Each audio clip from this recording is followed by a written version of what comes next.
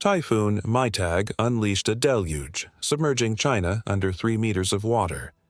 Guangdong, China, September 20th, 2025. Typhoon Mitag roared into Guangdong, swallowing entire cities like Dongguan and Chaozhou in a merciless flood, ripping rooftops from homes, and forcing desperate residents to cling to ropes for survival. Mitag, a name now synonymous with terror for millions in Guangdong, has transformed one of southern China's most vibrant regions into a chaotic, watery abyss. Heart-wrenching footage captured by locals stunned the world. Dongguan and Chaozhou vanished beneath waves. Rooftops torn away like flimsy paper, streets engulfed in waist-deep torrents, some surging over people's heads. The surreal spectacle forced residents to navigate dragon boats through the heart of what was once a thriving commercial hub, now a drowned wasteland. 水浸黑點啊！唉，向陽。工商學院旁邊的這條路，大家千萬不要過來。 Guangdong is no stranger to typhoons, but never has it faced such a catastrophic ordeal. Shantu's prized 1.4 billion yuan drainage system crumbled in mere hours as Mitag struck, sinking the city. Floodwaters reached a staggering 2 meters, leaving people to watch helplessly as shops, warehouses, and livelihoods were devoured by the relentless surge. Once bustling roads became racetracks for boats, with howling winds, hammering rain, and cries for help piercing the air. In just 24 hours, Guangdong became the epicenter of a national crisis. In Liangying Town, Shantu, 225 millimeters of rain overwhelmed fragile coastal defenses, paralyzing flights, trains, and highways, airports, subway stations, and expressways turned into scenes of desperation, with crowds clinging to fading hopes of the storm's end. But the forecasts were unforgiving. From September 21 to 22, torrential rains would relentlessly batter Guangdong, Guangxi, Fujian, Zhejiang, Yunnan, and Chongqing.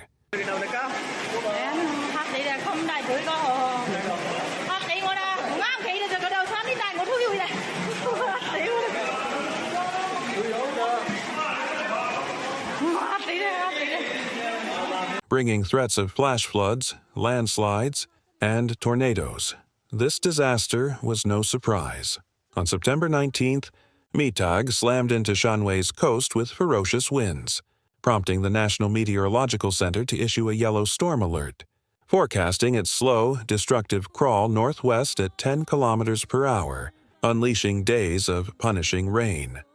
Soon after, warnings expanded to southern provinces, while the railway system, China's lifeline, ground to a halt. The Nanchang and Guangzhou Railway Bureaus suspended trains, the Xiamen-Shenzhen line shut down, and Hainan routes were severed. Thousands of fishermen raced to safety, with all 7,114 fishing vessels in Shanwei retreating to port. 37 inland water routes and 12 Hong Kong-Macau lines ceased, locking down China's southern coast. As Mitag raged, a far greater menace loomed.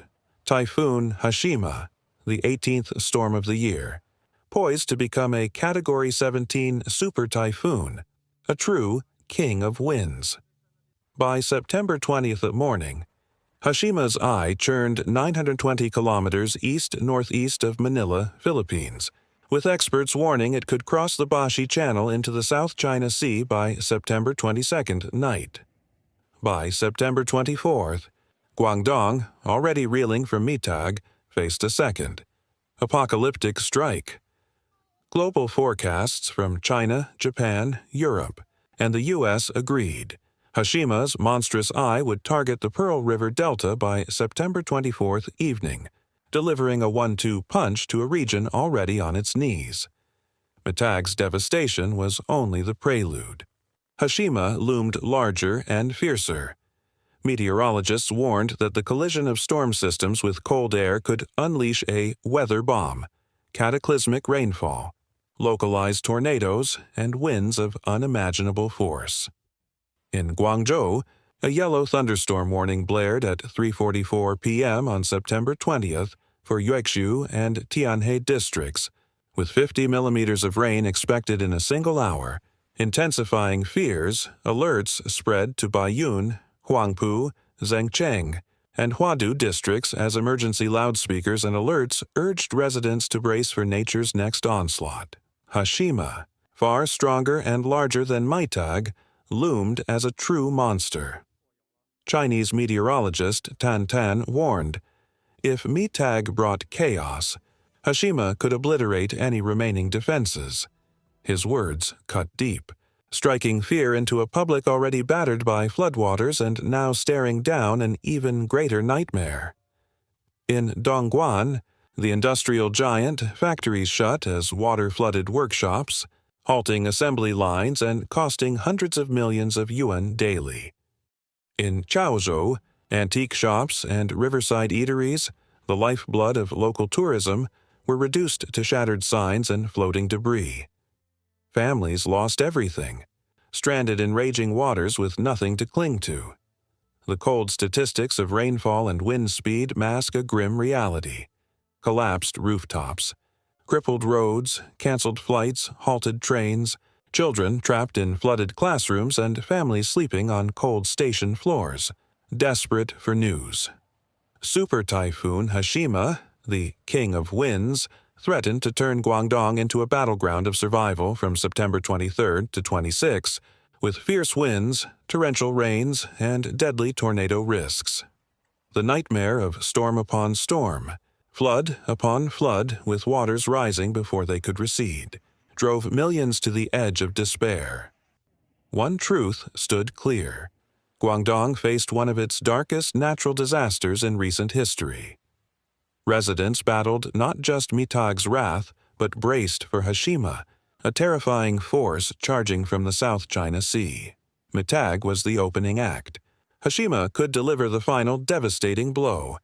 Please watch the new video here.